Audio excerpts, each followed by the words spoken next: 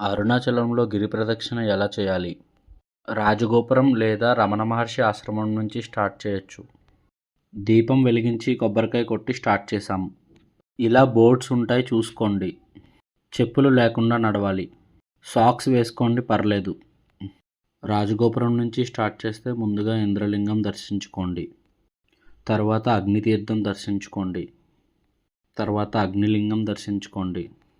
మధ్యలో చాలా టెంపుల్స్ ఉంటాయి దర్శించుకోండి. అగ్నిలింగం తర్వాత యమలింగం దర్శించుకోండి. ఆ తర్వాత నైరుతి లింగం దర్శించుకోండి. తర్వాత సూర్యలింగం దర్శించుకోండి. ఆ తర్వాత వరుణలింగం దర్శించుకోండి. తర్వాత వాయులింగం దర్శించుకోండి. తర్వాత చంద్రలింగం. తర్వాత కుబేరలింగం. కుబేరలింగం తర్వాత మోక్ష మార్గం వస్తుంది. చాలా లైన్ ఉంటుంది చూసుకోండి. తర్వాత ఈశాన్యలింగం. మళ్ళీ రాజగోపురానికి వచ్చి దర్శనానికి వెళ్ళండి.